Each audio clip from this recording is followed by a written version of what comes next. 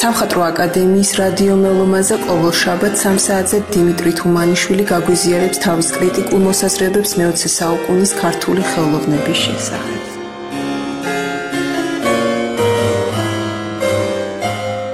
წინა ჯერზე ჩვენ მივადექით როგორც იქნა 30-იან წლებს, 1930-იან წლებს.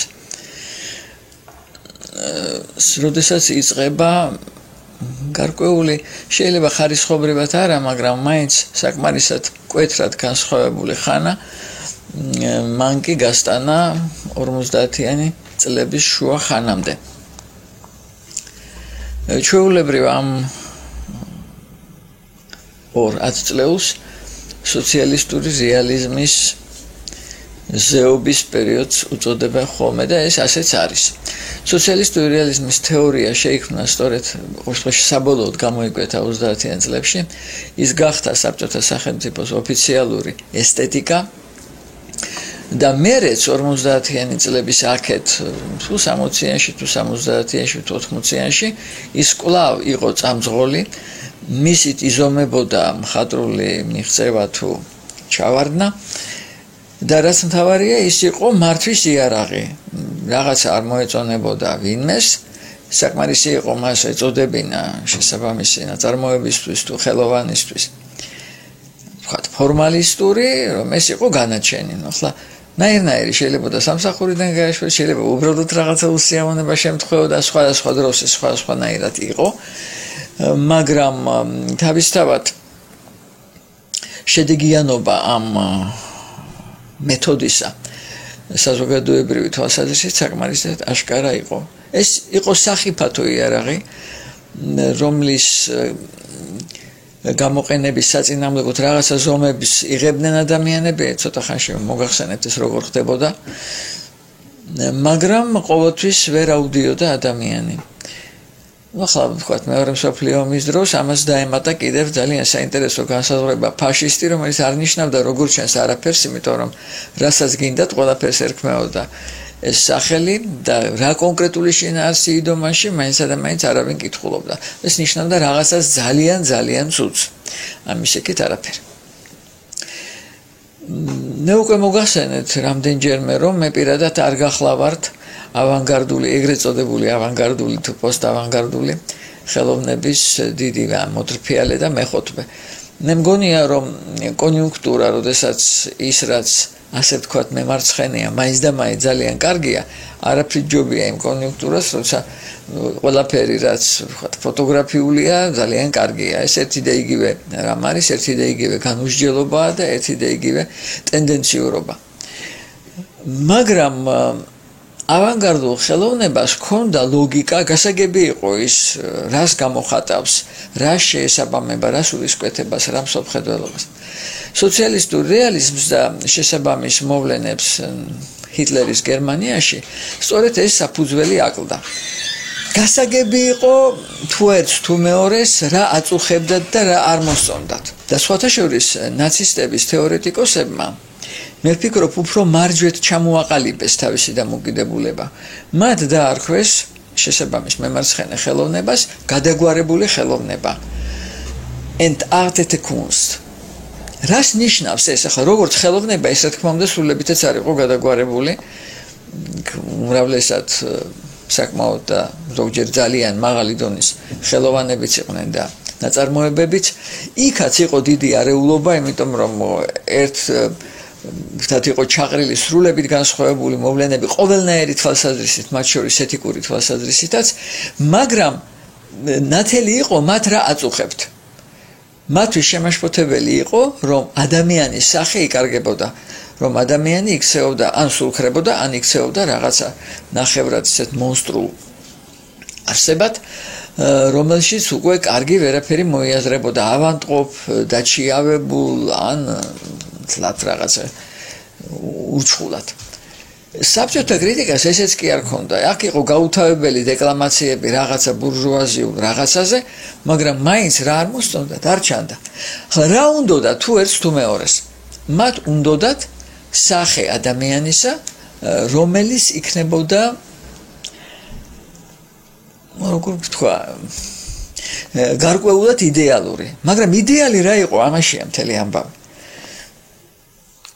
საქმე ის გახლავთ, რომ არც ერთ იდეალს სოციალისტურს და არც ნაციონალ-სოციალისტურს არ ქონდა იმგვარი მსოფლმხედველობითი საფუძველი, საიდანაც საერთოდ რაიმე იდეალური შეიძლებოდა აღმოცენებულიყო. რა არის მარქსისტული მოძღვრება? მოძღვრება ეკონომიკის წამძღოლობაზე. რა შეიძლება აქედან დაიბადოს? უკეთეს შემთხვევაში მწარმოებელი ადამიანის იდეალი, ხომ? სულ უკეთეს შემთხვევაში. ისე უფრო მეტად თუ წარმოვიდგენთ პერსპექტივს და რას ამბობდნენ ისინი და იქ იყო ასეთი განსაზღვრება, რომ სამომავლო მიზანი ეს არის კომუნიზმი და კომუნიზმი არის საზოგადოება, სადაც ყველა ღებულობს იმას, რისი მოთხოვნილებაც აქვს და გაიღებს იმდეს, რამდენიც შეუძლია. ანუ იქ იგულისხმება, რომ ის ღებულობს მეც ვიდრე გაიღო. ეს თავისთავად ალბათ ცხადია უნდა იყოს, რომ ეს არის მომხმარებლური დამოკიდებულება, ხო? რა იყო ნაცისტების იდეოლოგია? ეს იყო იდეოლოგია წმინდა ბიოლოგიზმის რაღაცა ჯიშის, რომელიც უნდა ყოფილიყო ღონიერი და ეს მათ ფრიდრიხ ნიშესგან ისწავლეს, რომ ყოფილიყო ღონიერი, ის უნდა ყოფილიყო დაუნდობელი. რადგან ასეთია ცხოვრება, ხო? ამას წინათ კი არა და რამდენიმე წლის წინ გამოვიდა ფილმი ჰიტლერის უკანასკნელ დღეებზე გერმანული, რომელმაც რატომღაც გამოიწვია საშინელი სკანდალი და დიდი გულისწყრომა ავტორების მიმართ, თუმცა მე ვერ დავინახე იქ ვერაფერი პრონაცისტური, უბრალოდ იქ ნაჩვენებია, რომ ისინი ადამიანები იყვნენ და იყვნენ ნამდვილად. და იქ ჰიტლერს ათქმევინებს ავტორი, შეიძლება მართლა თქვა მან, არ ვიცი, ამ ბოლო დღეებში, რომ ბედნიერია იმით, რომ არასოდეს გამოუჩენია მობიერება სუსტისადმი, რომ სუსტი არის გასანადგურებელი. ეს არის ტყის ჯუნგლების კანონი. გასაგები კანონია, მაგრამ რა შეიძლება აქედან დაიბადოს? შეიძლება დაიბადოს მხოლოდ სახე ადამიანისა, როგორც პირუტყვის, ხო? ან ხეცის, ან რაღაცის, ყოველ შემთხვევაში ვერაფერი იდეალური აქედან ვერ დაიბადება. უკეთეს შემთხვევაში ეს იქნება ჯანსაღი სხეული. და ასეთი ნამუშევრები მართლაც გაკეთდა და ეს კიდევ უარესია ვიდრე საბჭოთა სოციალისტური რეალიზმი. თლაც რაღაცა საშინელებაა. თუმცა აქაც მაინცა და მაინც რომ გითხრათ ახლა რამე სასიკეთო კეთდებოდაო, ამას ნამდვილად ვერ დავაბრალე. უნდა ვთქვა ისიც, რომ ახლა მე მომიწია 40 წელი მეცხოვრა საბჭოთა დროს და ვერასდროს აქედან 20 წელი ვცდილობდი გარკვეულიყავი ბოლოს და ბოლოს ეს სოციალისტური რეალიზმი რა არის და საბოლოოდ მაინც ვერ გავიგე. რას ითხოვდა ეს თეორია? ადამიანი ვერ გაიგებდა. ფორმულირებული იყო ის ასე. ეს უნდა იყოს რეალიზმი, ანუ უნდა ასახავდეს ცხოვრებას, მაგრამ აი აქ იწყებოდა მაგრამ ეს აღარ უნდა იყოს კრიტიკული რეალიზმი, იმიტომ რომ კრიტიკული რეალიზმი ამხელს და ამათრახებს ბოროტ ექსპლუატატორულ საზოგადოებას და ახლა ხომ აღარ არიან ექსპლუატატორები. ამიტომ ეს უნდა იყოს ოპტიმისტური და ჰეროიკული ხელოვნება. ახლა რეალობიდან, სადაც იდეალი არის მოვიყვანოთ პური და გავაკეთოთ ავტომობილი, რა მაინცა და მაინც ოპტიმიზმი და მით უმეტეს რა ჰეროიკულობა უნდა დაბადებულიყო, მთად გასაგები არ არის. და ამიტომ დაიწყო ასეთი საუბარი, რომ გმირობა არის შრომა. ის რაც არის სრულებით ჩვეულებრივი მოვალეობა ადამიანისა, იბუქებოდა გმირობამდე. ნუ მაგალითად ადამიანმა ტრაქტორი გაიარა ერთი ბოლოდან მეორეში ყანა და ჩაიდინა გმირობა. ნუ ხა ეს ძალიან არასერიოზულია. ეს ხომ არის ჩვეულებრივი დღიური შრომა, ხო? და აი აქ დაიწყო უკვე სიყალბეების მთელი წყება. ნუ ჯერ ხომ თავისთავად ეს ლოზუნგი მაინცა და მაინც ახლა რეალისტურობას ვერ დაიკვეხნის. ახლა ეს გმირები ხომ უნდა გაჩენილიყვნენ რამენაირად და შესაბამისად რაღაც ნიშანი უნდა ყოფილიყო გმირობის და გმირობა შეიქმნა, რაც შეიძლება მეტი გაეკეთებინა ადამიანს. თქვათ იქ ფეიქარს უნდა ემუშავა ერთდროულად 12 თუ 20 თუ აღარ ვიცი რამდენ დაზგაზე და გადაღებული არის კიდევაც ფილმები, სადაც დარბის ეს კალი ერთი ბოლოდან მეორეში და რაღაც აუარებელი დაზგა ამუშავდა. ხო, მერე გაირკვა, რომ უფრო ხშირად ამ ადამიანებს არაფერი ამდაგვარი ჩადენილი არ ჰქონდათ, იმიტომ რომ ეს უბრალოდ შეუძლებელი იყო. ნუ როგორც შეუძლებელია, თქვათ, ძროხა ყოველწლიურად სულ უფრო მეტი და მეტი რზე მოიწველოს, იმიტომ რომ ეს ხო იგივე ცხოველია, რაც თავიდან იყო. ხო, რა მოხდა ასეთი, რომ მისი გამოყოფილი რზე სულ მატულობს და მატულობს. არ არის ეს თად გასაგები და არც იყო მართლაც. სამაგიეროდ პასუხად ამისა ჩვენ მოსახლეობა მოიგონა ასეთი ანეკდოტი. თითქოს ეუბნება ვიღაცა ხელმძღვანელი შესაბამისი ფერმის და მაშინ ფერმები იყო ხელმძღვანელს რომ შეიძლება კიდევ მეტი მივიღოთო რძეო და ის პასუხობს როგორ არა უღოთ მაშინ მარტო წყალი დარჩებაო და მართლაც იყიდებოდა რაღაცა სადაც ვერ გეტყვით რა იყო მაგრამ ნამდვილად რაღაც სხვა იყო მეტი ვიდრე შესაბამისი რძე ეს არ იყო მარტო რძე ყველაფერი დედიდან მზადდებოდა ახლა ისიც უნდა გავითვალისწინოთ რომ საამდროოდ 30-იან წლებისთვის დასრულებულია ეგრეთ წოდებული ინდუსტრიალიზაცია ანუ ფაქტიურად ძალმომრეობით აშენება უზარმაზარი საწარმოო კომპლექსებისა, რომელსაც რასაკვირველია გარკვეული მიზანი ჰქონდათ, მაგრამ საინტერესოა რომ მათი ნაწარმი ყოველთვის იყო უხარისხო. ყოველთვის. მას შეიძლება ჰქონდა გარკვეული ტიპის თვისებები, ну მაგალითად საბჭოთა ავტომანქანა იყო უფრო გამძლე და შეეძლო რაღაცა საშინელ გზებზე მაგალითად, იმიტომ რომ გზების დაგებისთვის მაინც და მაინც ხელისუფლება თავს არ იწუხებდა, დიდი შარები იყო გაკეთებული და აქეთ-იქით რა ხდებოდა, ახლა მაინც გითხრათ ვინმეს გული ურკდებოდა ამისთვის, ეს მასე არ იყო. იმასაც აღარ ვიტყვი რომ ეს გზები ინგრეოდა ყოველწლიურად და თავიდან იყო ასაშენებელი. კონტრასტისთვის ჰიტლერმა აშენა ისეთი გზები თავის ქვეყანაში, რომელიც რამდენიც ვიცი დღემდე მოქმედებს და არაბითარი შეკეთება მათ არ დასჭირებიათ მიუხედავად იმისა, რომ იქ გადაიარეს ტანკებმა, ხომ ჯერ საკუთარმა გერმანულმა და მერე ყოველნაირი მათი მოწინააღმდეგეების. მე არ გახლავართ არც ჰიტლერის რეჟიმის რაიმენაირად მეგობარი სრულებით არის საშინელი რეჟიმი იყო სრულებით, მაგრამ რეალისტურობის ხარისხი მას მაინც ოდნავ ჰქონდა და აქ საერთოდ არაფერი ამ მსგავსი არ იყო. ეს იყო რაღაცა გაუთავებელი და ფუჭი შრომა. ახლა რომ შეექმნათ გმირი რას აკეთებდნენ? თურმე მუშაობდა მთელი ჯგუფი და ცხადდებოდა რომ ეს არის ვიღაცა ერთის დამსახურება.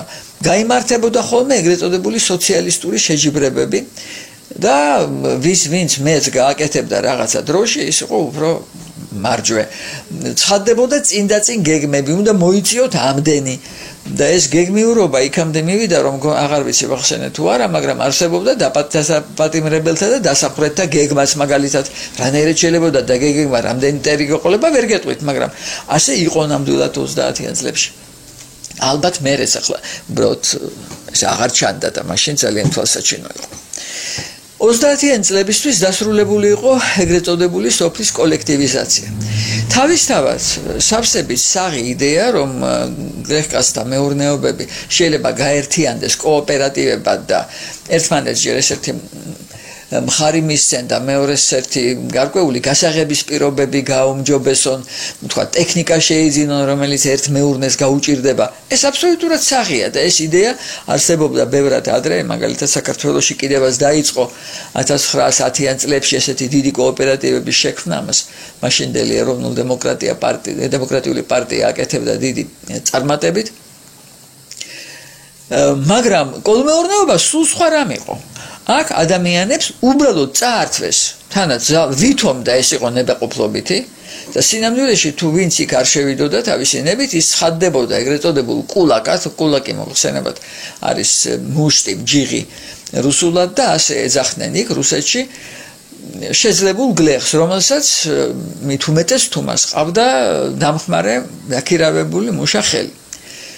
ეს წელმაგარი გლეხები განადგურეს ამ შემთხვევაში პირდაპირ მნიშვნელობით ვინ დახვრიტეს რუსეთიდან მილიონობით მდიდარი გლეხი გაასახლეს საერთოდ მიდიოდა ეშელონები ციმბირში და იქ უნდა ეშენებინათ ახალ მეურნეობს ხოშის მე არ ვიცი მათ რა ბედი ეწიათ ნუ გაიფანტნენ ალბათ მე იმ ურალს გაღმეჩი ჩვენთანაც გააჩანაგეს ახლა ჩვენთან ჩვენი შედარებით მცირე მიწიანობის კვალობაზე ახლა ასეთი დიდი მეურნეობები რომელიც შეიძლება რუსეთში ან უკრაინაში ქონოდა ერთ ადამიანს არ აყოფილა მაგრამ იყვნენ ადამიანები რომელსაც ყავდათ ნახირი რაღაცა თქვა 10 ძროხა ან რა ვიცი რამდენიღაცა იქ ცხარი აი ამ ადამიანებს ყველაფერი ჩამოერთვათ და წავიკითხე კიდეს ასეთი მოგონება სადაც 7 შვილი ყავდა ადამიანს და ყველაფერი წაართვეს და დაუტოვეს ერთი ძროხა არ შეიძლება ადამიანს ქონოდა თქვა ბევრი მიწა მიუზომავდნენ რაღაც ეგრეთ წოდებულ საკარმი და მონაკვეთს ეს იყო პატარა მონაკვეთი რომელზედაც მას შეეძლო თავის სამყოფის რაღაცის მოყვანა და ყველაზე საგულისხმო ის არის რომ უფრო მერე უკვე 70-იან და 80-იან წლებში როდესაც ვიღაცა მეტნაკლებად სანდო სტატისტიკას აწარმოებდა მერე გაირკვა რომ მიუხედავად იმისა, რომ უზარმაზარი მიწები ჰქონდათ ამ კოლმეურნეობებს, ძირითადად კვებავდა მთელს ამ უზარმაზარ კოლოსალურ ქვეყანას სწორედ ეს საკარმი და მონაკვეთები. ამ პატარა მიწაზე საკუთარზე გლეხკაც უფრო მეტი მოყავდა, ვიდრე მოდიოდა იმ უშველებელ ვითომ და საზოგადოებრივ და სინამდვილეში უბრალოდ გასახელმწიფოებრივ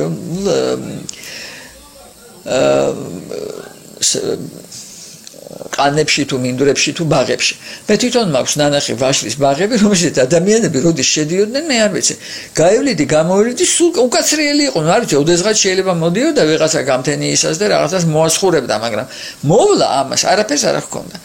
ახლა ამას კიდევ დაემატა ის, რომ იყო გარკვეული პოლიტიკა, მაგალითად ჩვენი ქვეყნის მიმართ აშკარად იყო პოლიტიკა, რომ ჩვენთან უნდა გამქრალიყო ისეთი კულტურები, რომელიც უზრუნველყოფს ქვეყნის პირველად მოთხოვნილებას, პირველ ყოვლისა პური. საქართველოში ყოველთვის იყო ხორბალი, მოგეხსენება ჩვენი ქვეყანა ხორბლის, კულტურული ხორბლის ერთ-ერთი სამშობლოა, პირველ სამშობლოა. უამრავი სხვადასხვა ჯიში ჰქონდა ჩვენ და მიიყვანეს იქამდე საქმე, რომ ყანები ჩემ თვალწინ გაქრა. მე მახსოვს ყანა, როგორ იქცეობდა ნელ-ნელა ყვავილების მინდვრად და კი იყო იქ თავთავები, მაგრამ მე უკვე ვთქვა ღიღილოები და ყაყაჩოები უფრო მეტი იყო ვიდრე ხორბლის თავთავი. ახლა ძალიან ლამაზი იყო ეს მინდვრები, მაგრამ რას ნიშნავდა ეს უკვე თვითონ ქვეყნისთვის, მე მგონი გასაგებია. შეგახსენეთ მაგალითად, რომ ჯავახეთს ერქვა ჯერ კიდევ 1918-20 წელს ერქვა საქართველოს ბეღელი. მოიარეთ აბა ჯავახეთი და ნახეთ იქ რომელი ბეღელია და სად არის იქ პურის ყანები. არაფერიც არ არის. ეს მიზან დასახული მოქმედება იყო, ქვეყანას არ უნდა ჰქონოდა საკუთარი გამოკვების სახსარი და ამან შესანიშნავად იმუშავა 1990-იან წლებში, როცა დავრჩით აი ასე უარაფროდ, აქ კიდე ჩვენი თავქარიანობა და წინდა უხედაობაც რა თქმა უნდა თავისაშვებოდა, მაგრამ ფაქტია, რომ ეს წინაწინ მომზადებული იყო.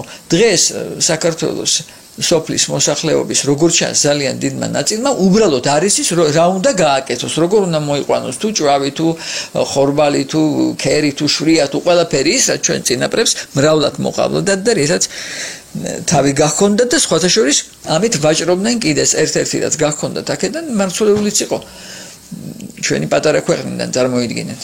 ახლა სულებით ამის საწინააღმდეგო სურათია. ეს არ მოხდა შემთხვევით. ამისთვის იმუშავა გარკვეულმა მექანიზმმა, გარკვეულმა სახელმწიფო აპარატმა.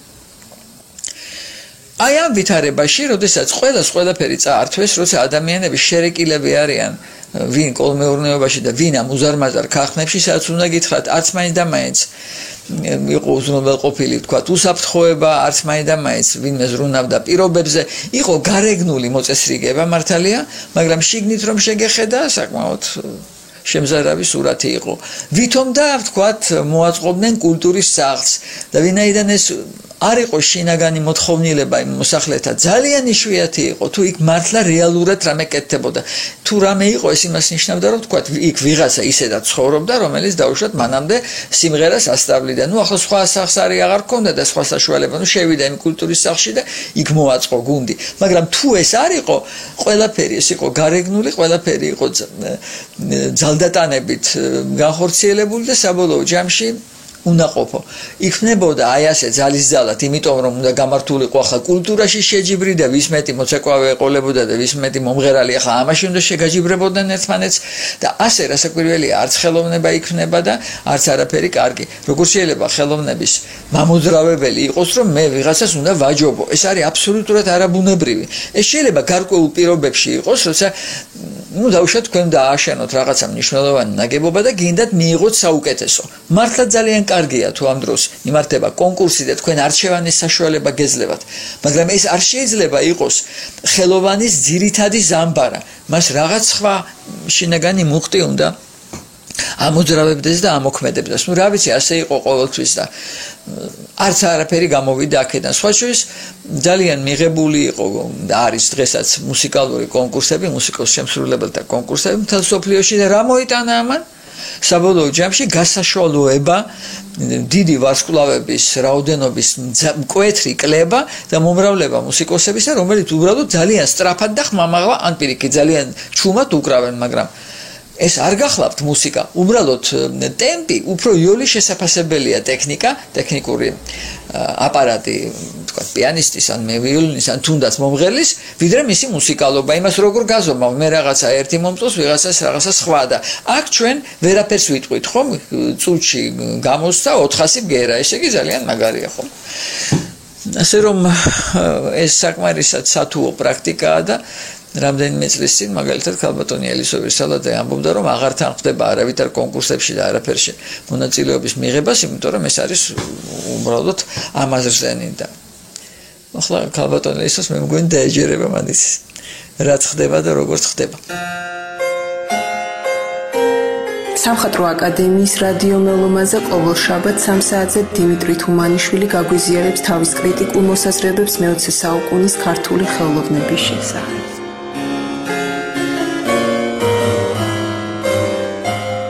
ასეთ სინამდვილეში რა ჰეროიკულობა უნდა ყოფილიყო თუ არა ნაძალადები და ჩნდება როგორი ტიპის სურათები მაგალითად.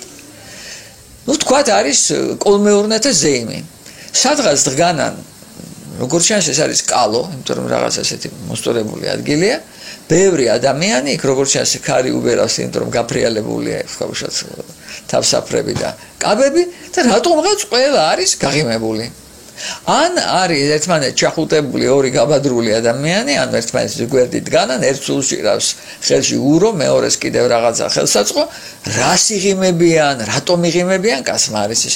გამოდის ფილმებისაც, აი ესევე ტრაქტორზე შემომჯდარა ვიღაცა ადამიანი, არის ისევ პირგახეული რაღაცა ისინის და რატომ როგორ მუშაობს არ ვიცი, რასაკვირველია გაკრიალებული, მსუფთავებული, ხა დიდი რეალიზმი იყო, რაღაცა მწვერვალი, სითამამისა თუ გამოჯგაშდებოდა თქვათ იქ არ ვიცი, რა ქვია მას თუჯის სადნობ ქარხანაში მურის პატარა კვალი გაჩნდებოდა სახეზე, აუ მისთან რეალიზმი იყო, ზეიმი იყო პირდაპირ როგორ გაბედა ეს ადამიანი.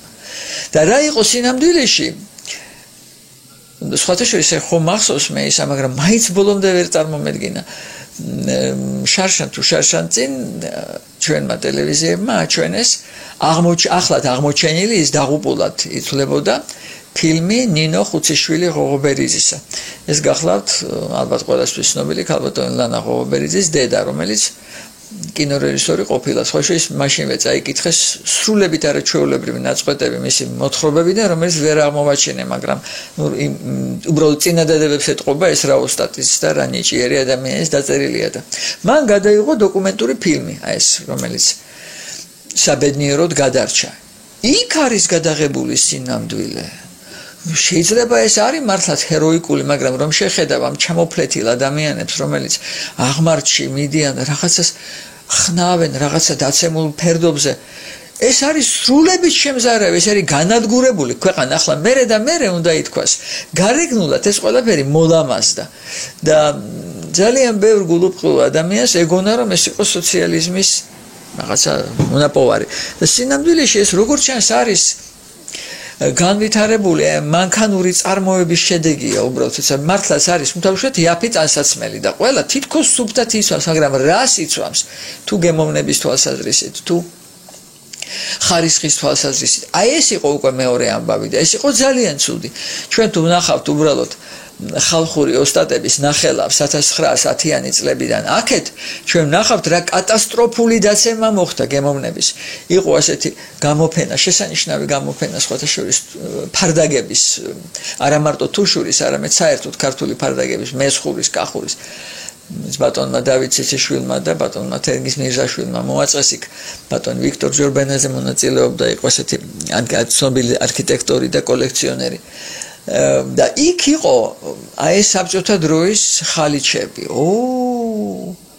უცებ ულამაზეს, უნატიფეს ორნამენტებს და ფერთა შეხამებას ენაცვლება უშველებელი წითელი ყვავილები ან რაღაცა ყვითელი უზარმაზარი საკმაოდ ტლანქად გამოხატული ლომები. რა არის ეს ყველაფერი და გაირკვა რომ 20-იან წლებში იქ გავრცელებულა საპონი, რომლის შესახვევებზე იყო ეს ასეთი ვითომდა ვარდები და რაღაცა ცხოველები. და ეს უნატიფესი ოსტატების შვილები მივიდგნენ და ქარგეს ეს საშენელება. ნუ ცხადია ეს ერთადერთს ნიშნავს, ეს არის კატასტროფა, ეს არის დაცემა, გემოვნების, შემოქმედებითი მუხტისგან დაცლა და ძალიან ბევრი სხვა ძალიან ცუდი რამ. გაიყინა ერთ წერტილზე, ვთქვათ, მეთუნეობა, მართლა სულ ერთსა და იმავე საკეთებენ უკვე, ვერაფერი ვეღარ იდება. კატასტროფა, ნამდვილი კატასტროფა მოხდა. თუმცა ახლა ის ხელოსნები მაინც რაღაცა შემოქმედებით სოფლად ინარჩუნებდნენ და 60-იანი წლების დასაწყისში ამ ხანაგმა ხრუშოვმა, რომელიც რატომ კაცკაცმა არის ის, რატომ ლიბერალად ითვლება, მე მგონი დღესაც, მან აუგრძალა ხალხურ ოსტატებს მოქმედება, ისინიც რაღაცა კოოპერატივებში უნდა შესულიყვნენ. ძალიან ბევრმა არ მოინდომა.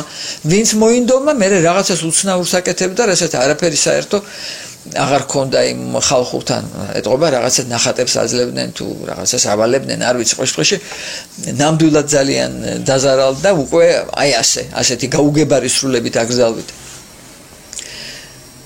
აი ეს გახლავთ სინამდვილე. და პარალელურად უნდა წარმოიდგინოთ, რომ არის გამუდმებული რეპრესიები, გამუდმებული. ხლა ჩვეულებრივ ამბობენ ხოლმე 37 წელი. 37 წელი უბრალოდ დაპატიმრებულთა რაოდენობით გამოირჩა, თორემ ისე რომ გითხრათ, ხარისხობრივად ის არაფრით განსხვავდებოდა 35-ისგან ან 29 წლისგან. გაუთავებლად ვიღაცას აპატიმრებდნენ, გაუთავებლად ვიღაცას ხრებდნენ. სხვათა შორის ხშირ შემთხვევაში ეს იყვნენ მათი საკუთარი ადამიანები. ახლა ტოტალიტარულ სახელმწიფოებში ჩვევიათ საერთოდ თავის შიგნით აი მართველი ფენის წიაღმყოფი ადამიანების გასხილვას, თუ ისინი მეტისმეტად მოძლიერდნენ. იგივე ნაცისტურ გერმანიაში იყო ასეთი ღამე, როდესაც ადოლფ ჰიტლერმა გაანადგურა ეგრეთ წოდებული ძველი პარტიელები, ის ნაწილი ნაცისტების, რომლებიც როგორც ჩანს თუ იდნენ, რომ ის რაღაცას მთლად იმას არ აკეთებს, რასაც ისინი გერმანიაში შეპირდნენ. მაგრამ იქ ეს ერთხელ იყო კემაინც და აქ არ თავდებოდა და იყო ძალიან უცნაური რაღაცეები, მაგალითად საბჭოთა კავშირში ცხოვრობდა დიდი რაოდენობით სხვა ქვეყნიდან გადმოხვეწილი კომუნისტები. და მე მაქვს საკითხული ესეთი ძველი გაზეთი, სადაც არაჩვეულებრივი რამ არის დაბეჭდილი კავებში.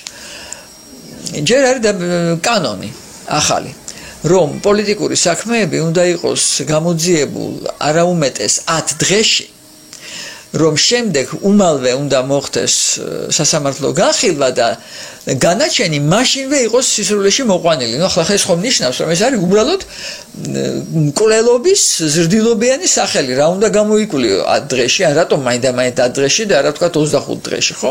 და ახლა მყისიერი სასჯელის აღსრულება იმას ნიშნავს, რომ არ არის არც გასაჩივრების, არც არაფრის შესაძლებლობა, ხო? და იქვე იმ თუ შეიძლება შემდგომ გაზეთში უცებ უზარმაზარი რაოდენობა, ნუ არ ვიცი რამდენი იყო, 25-30 ბულგარული გვარის ადამიანებისა, რომელიც დახვრიტეს მაშინ და ლენინგრადში, ანუ პეტერბურგში. ნუ ცხადი იყო, რომ ვიღაცის გასანადგურებლად შემოიღეს ეს კანონი, გაიმარტივეს საქმე, რატომ დაერივნენ ამ ბულგარელებს და ეს მარტო ეგენი კი არ იყვნენ. ასე მაგალითად გადაასახლეს უნგრელი ემიგრანტები, გერმანელი ემიგრანტები. ახლა იმასაც კი ამბობენ, რომ რაღაც ნაწილი გერმანიიდან მტოლვილების, ებრაელების და კომუნისტების უბრალოდ დაუბრუნეს ჰიტლერს უკან. ჩასხეს ეშელონებში და უკან გააგზავნეს პირდაპირ გერმანულების საკონცენტრაციო ბანაკებში. ახლა არ ვიცი ამაკ თავს ვერ დავდებ, მაგრამ აქ რომ მოხდა მასი გადასახლება, ეს ნამდვილია. ასევე იყვნენ აქეთ მტოლვილი პოლონელები, ისინიც გადაასახლეს და შემდეგ სხვაშორის მათგან შექმნეს ნაწილები, რომელიც საბჭოთა არმიასთან ერთად იბრძოდნენ და პოლონეთის განთავისუფლებაში მიიღეს მონაწილეობა, მაგრამ სამაგეროდ მერე მათ მიაღებინეს მონაწილეობა თავისი საკუთარი მოძმეების შევიწროებაში და განადგურებაში, რომლებიც კომუნისტურ იდეებს არ აღიარებდნენ. შეგიძლიათ ნახოთ ანჟეი ვაიდას ფილმი კატინი, მე არ მგონია რომ ეს მხატვრულად მისი საუკეთესო ფილმი იყოს, უკეთესები აქვს, მაგრამ დოკუმენტური თვალსაზრისით ეს არის სრულებით შემზარავი რამ და ძალიან კარგად ჩანს თუ ნაცისტის თუ ბოლშევიკის მოქმედება. 37 წელს იღებენ ფილმს, მე მგონი 37 იყო, შეიძლება 38. ფილმს ცირკი, რომელიც მთავრდება ძალიან ცნობილი სიმღერით, რომელიც აშეს ღერთ. широка страна моя родная, да мере боло стрикони, არის, я другой такой страны не знаю, где так вольно дышит человек. Ну, ასეთი ქვეყანას ასე შვებით სუნთქავს ადამიანი არ არისო. და ეს ფილმი არის გადაღებული მაშინ, როდესაც 100,000-ობით და მილიონობით ადამიანები იყვნენ დაპატიმრებულნი წინა წლებში, უამრავი დახვრეტილი, უამრავი. მარტო ჩემს საკუთარ ოჯახში 3 კაცია დახვრეტილი. ხო წარმოვიდგინეთ, როგორ იყო ეს ზოგადად. და კიდე ერთი არ ვიცით. შეიძლება ისიც დახვრიტეს, შეიძლება გადაასახლეს, ვერ გავიგეთ, ისე გაქრა რომ კვალის არ ვიცით. და ეს არის თითქმის ყველა ოჯახში, თითქმის არ არის ოჯახი, სადაც ვიღაცა არ იყო ან გადასახლებული, ან დახვრეტილი, ან დაპატიმრებული, ან კიდევ რამენაირად შევიწროებული, განადგურებული. ამ დროს ეკრანზე გაღიმებული ადამიანები, რომელიც ლაპარაკობენ ბედნიერებაზე. ამავე დროს იყო გამოცხადებული სტალინური კონსტიტუცია 1936 წლის დეკემბერია. იწყება არჩევნები და პარალელურად დაპატიმრებები ადამიანებს არ ეძინათ, წლობით არ ეძინათ. უბრალოდ ეძინათ გამთენიიდან, იქ რომელიღაც საათამდე და მამა მიყვებოდა, ეს მაშინ 12 წლისა იყო, 17 წელს, რომ ყველანი ვწვებოდითო, თვალებს ხუჭავდნენ და ვითომ ეძინათ. და სინამდვილეში რაღაც საათი იყო, როდესაც შეიძლებოდა ჩამოევლო შავ ყვავს ეძახდნენ ამ დამპატიმრებელთა მანქანას, შეიძლებოდა ჩამოევლო და მომდგარიყო კარს. ყველა ელოდა ახლა მოვა თუ არა და ისმოდა ხოლმე ეს ხრიგინიო და ახლა ყველა ფიქრობს ვის კართან გაჩერდება. ნუ ხა რაღაც კართან გაჩერდა, რომელ სართულზე ამოვლენ. სართულზე ამოვიდნენ, ვის კარზე მიეკაკუნებენ. ეს წლობით და პარალელურად თქვენ გეუბნებიან რომ გაიმარჯვა დემოკრატიამ, რომ ყველა არის ბედნიერი და მე მგონი ვთქვი კიდეც ერთხელ, იყო ლოზუნგი ასეთი, მადლობა ამხანაგ სტალინს ბედნიერი ბავშვობისათვის და ეს იყო პასუხად იმაზე, რომ 15 წლის აგზადული საშობაო ნაძვისხეები, ახლა უკვე როგორც საახალწლო ნაძვისხეები, ნება დართეს, რომ ადამიანებს სახლში დაედგათ და საახალწლო ზეიმი გაემართათ. ამისთვის მადლობას ეუბნებოდნენ. და პარალელურად ხდებოდა და თან სხვათა შორის ჩვენთან კიდევ შედარებით არ იყო რაღაცეები. უბრალოდ თვითონ ისი ჩვენი რისმსირიდან, ჩვენი ცხოვრების სხვა წესიდან გამომდინარე. მაგალითად, რუსეთში თითქმის შეუძლებელი იყო დაპატიმრებული მშობლების შვილები წაეყვანათ ნათესავებს. თითქმის შეუძლებელი. ჩვენთან პირიქით გამონაკლისია თუ საბავშვო სახლში წაიყვანეს. მაინც ახერხებდნენ, ხან ბებია ბაბუა, ხან ბიძები. ძალიან იშვიათია, არის სამწუხაროდ ესეთი სამარცხვინო შემთხვევები, როცა ნათესავებმა უარი თქვეს, დახმარებოდნენ პატარა ბავშვებს არის, მაგრამ ეს არის ძალიან ცოტა. უამრავი ვიცი, ძალიან ბევრი ოჯახი, სადაც იზრდებოდნენ აი ასე უმშობლებოდ დარჩენილი დაублებული ბავშვები. ეს ასე იყო ჩემს საკუთარ ოჯახში, ძალიან ბევრი განაცისებდა.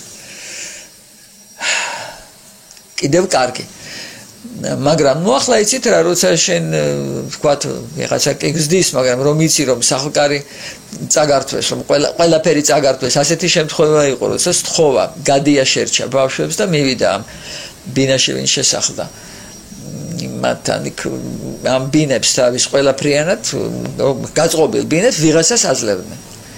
ამ ვიღაცასთან მივიდა და სთხოვა ბავშვების ჩასასმელი და თეთრეულიც არ გამოატანა იმ პატრონმა. იყო ასეთი, მართალია, ისევ და ისევ, იყო სხვა შემთხვევები, ისე იყო ასეთი მოცეკვავე და ცეკვის ისტორიკოსი ლილი გვარამაძე მას მოსთხოვეს გადასულიყო ესეთ ვიღაცის დაჭერილი ბინაში, ჯერ უარზე იყო, მაგრამ მე ძალიან ნათლად უთხრეს რომ თუ ისი არ გადავა, მე იკითხოს რაც მოუვა, ნუ რა ეკნა. მაგრამ ყოველ შემთხვევაში როცა მივიდა იქ და მთელი ავეჯი და რა ვიცი რა აღარ დახვდა იქა, დაიბარა ნათესავები და სანამ ამას ყველაფერს არ გაიტანთ, მე აქ ფერს არ შემოვდგამო და ყველაფერი წააღებინა. მაგრამ ეს იყო სამწუხაროდ გამონაკლისი, ბევრი იყო ადამიანი, ასეთი შემთხვევებიც იყო და ეს ძალიან კარგი მაჩვენებელია იმისა, თუ რატომ არ შეიძლება არსებობდეს ასეთი რეპრესიული რეჟიმები. ისინი ამრავლებს და ახარებს უკეთურებას, სიხარბეს, შურს, საშინელ ადამიანურ თვისებას. ძალიან ბევრი შემთხვევაა ცნობილი, როცა აბეზღებდნენ იმისთვის, რომ მეზობელს ვთქვათ, რომ მიეღოთ ოთახი, მიეღოთ მისი რაღაცა ნივთები, გამოდიოდნენ მერე სხვისი ტანის ამოსით. თუმცა ისევ და ისევ ქალბატონმა ნინო ღაღანიძემ მიამბო, ბებია მისისგან გადმოცემული, რომ ასე მათ მეზობლად შესახლდნენ სხვის ბინაში ადამიანები და როცა გამოვიდნენ იმ დაპატიმრებულების ტანისამოში არც ერთმა მეზობელმა სალამი არ მისცა და ყველა ქუჩის მეორე მხარეს გადადიოდა.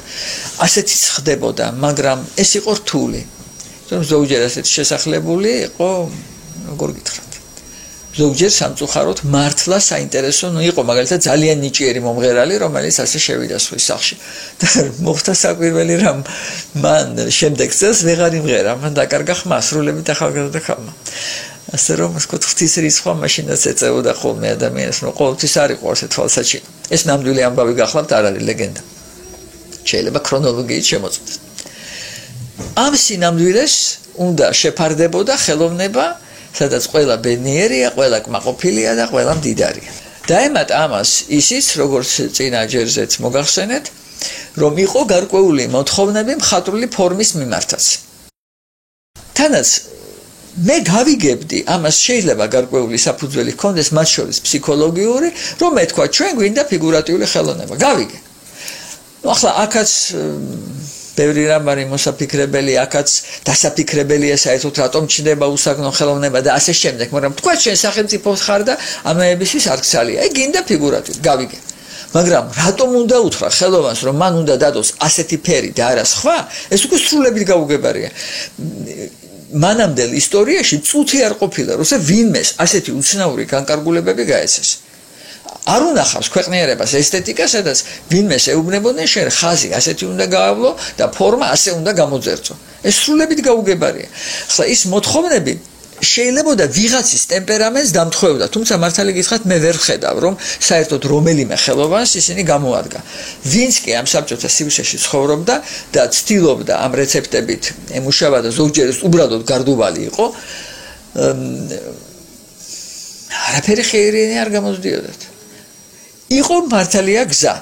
შენ უნდა გეპოვნა აი ამ დაზალებულ მოთხოვნებში რაღაცა ისეთი, რაც ასე თუ ისე პასუხობს შენს მხატვრულ ტემპერამენტს. ძალიან საინტერესოა ამ თვალსაზრისით ქალბატონი ქეთევან მაღალაშვილის პორტრეტები 30-იან, 40-იან, 50-იან წლების დასაწყისში. ის ბევრს მუშაობდა და ახლა როგორია მისი ეს ნამუშევრები? ისინი აღარ არის ისე თავისუფალი, როგორც იყო 20-იან წლებში. წერის მანერითაც კი წარმოიდგინეთ, მაშინ ის ხშირად წერს ესეთი ფართო მონაშროლით, ან მაგალითად პირიქით, რაღაცა ერთ ტონალობას აიღებს. ელენე ახვლედიანის პორტრეტი აქვს ასეთი, რაღაც ისეთი, რა ვიცი, რენესანსული, როგორც ჩანს ასოციაციები უნდა გაეჩინა მას. მოქროსფრო, არა, ეს ორი არ იქნება, რაღაცა სპილინძისფერ, თაფლისფერი ტონალობა, ძალიან ლამაზი. ერთი პირობითი ტონალობა. თითქოს გამუქებული ლაქით დაფარესო სურათი. აი ასე დაწერილი. მერეც 50-იან წლების შუა ხანის აქეთ ისევ თავისუფლად წერს, სხვადასხვა რაღაცას ექსპერიმენტს აკეთებს, ხან ფერაც, ხან ტექნიკის თვალსაზრისით. ამ შუა პერიოდში შეზღუდული პალიტრაა, ძირითადად ყავისფრები, ნაცრისფრები. მაგრამ არის შემთხვევები, როცა ის ხატავს, დავუშვათ პიანისტებს, ვალენტინა კურტინას, ან სატესლავ რიქტერს, ან მხატვარ სვიმონ იგივე სოლიკო ვირსალაძეს, შალვა დადიანს, ან ნატო ვაჩნაძეს. როდესაც აი ამ თვით შეზღუდვაში უცებ ხდება ძალიან გამომსახველი სილუეტი, სადაც აქაც ის პოულობს შესაძლებლობებს გააკეთოს შეიძლება მაინდა-მაინც მრავალფეროვანი არა, მაგრამ ლამაზი გამა. ეს ამას ახერხებს. ზოგჯერ არ გამოდიოდა ახლა, ძალიან მაინც შეზღუდული იყო. ეს მაინც მხატვრული ღირებულებები იქაც ახერხებს რაღაცა თავისუფლება დაიტოვოს. იმავე რიქტერის პორტრეტში მაგალითად ნახევარი როიალის გამქრალია სადღაც და ეს აძლევს ამ პორტრეტს გამომსახველობას, აი რაღაცა თითქოს და გაუჩინარებული სამყაროდან უცებ იბადება გამოკვეთილი სახე და ხელები. კურტინას პორტრეტში არის სილუეტი, ესეთი რაღაცა ბასრი, მის მერე და ტრაგიკულად დაიღუპა და თითქოს მისი ხვედრი განჭვრიტაოა დრამატიზმში. ამ პორტრეტებში და საერთოდ ქალბატონ ქეთევანთან არის ერთი საინტერესო თვისება. ეს პორტრეტები აშკარად სახავენ გარკვეულ იდეალს. აშკარად. და მომსწრენიც ამბობენ, რომ როდესაც ის მუშაობდა, ის მაგალითად სანამ დაიწყებდა ხატვას, ის ჯერ ელაპარაკებოდა ადამიანს. ის ეძებდა რაღაცას, რაც შეეხმიანებოდა მის საკუთარ იდეალებს, მის საკუთარ შეხედულებებს. სხვანაირად ვერ ხატავდაო. ან და აქ ჩვენ შეიძლება ვნახოთ მისი რამდენიმე ნამუშევარი, რომელიც მან გააკეთა, უკვე აშკარა მითითებით, ეს არის წარმოების მოწინავეთა აი ამ ვითომ და გმირების პორტრეტები. ვერ დაიჯერებს ადამიანი, რომ ეს ქეთევან მაღალაშვილია. ეს ისეთი რაღაცა უბადრუკობა, კი არის დახატული სახეები, მაგრამ ვაიმ დახატვას. არაფერად, საერთოდ არაფერი, სრულებით ვერ მიიტანა გულთან ქალბატონო ქეთევანმა. ეს ნაძალადები ამოცანა შექმნას გმირების საიდანღაც, სადაც ეტყობა ის გმირობას ვერ ხედავდა და ვერ სხვა რამეს, რაც მას ეპასუხებოდა.